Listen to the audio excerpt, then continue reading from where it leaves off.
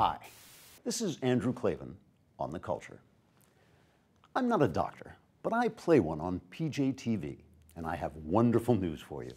I've now had time to study your x-rays, and it turns out you have a happy spot on your left lung.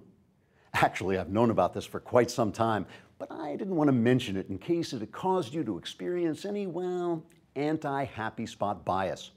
You see, these happy spots are what we used to call cancer, and that was such an ugly sounding word, so judgmental that people have developed a prejudice against happy spots. They've come to privilege the so-called healthy cells in their bodies, as if it were somehow better or more normal to be a healthy cell than a happy spot. That's a terrible thing, because if you go around profiling happy spots as somehow worse than cells of other inclinations, it can quickly become a justification for violence against the happies. I don't mean from sophisticated people like you and me, of course. I'm talking about those rube Americans out in the hinterlands. The minute you start calling things by those nasty words that actually, well, describe them, Americans are just the sort of Bible-clinging, gun-toting yahoos who'll go off half-cocked and start reading the Bible while holding a gun. It's up to people like us to teach them right thinking so they can overcome their primitive hatreds.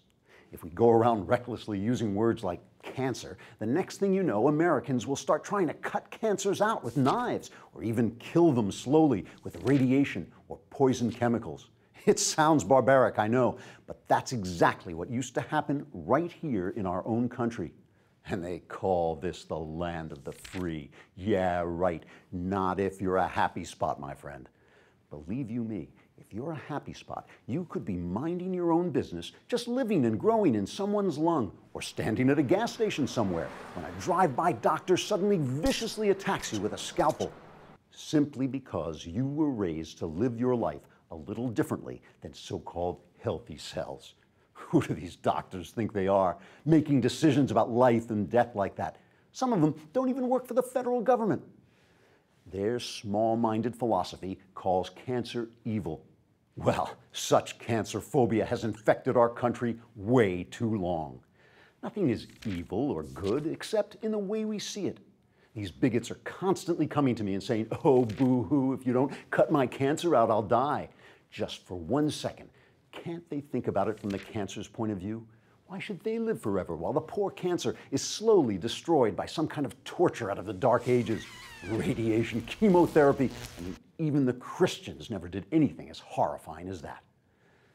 Listen, with just a little change of attitude, you and your happy spot can learn to understand one another and live together in mutual tolerance for maybe the next 6 months or so. And here's more good news. The current administration has dedicated itself to fighting against negative stereotypes of happy spots wherever they appear.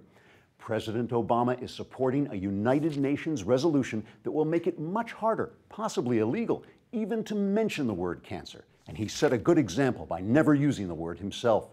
The media is getting involved too. They're being very careful that no one comes to believe that people are being killed by cancer just because they're being killed by cancer.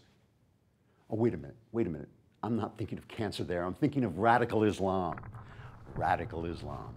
Now there's a happy spot. This is Andrew Klavan on The Culture.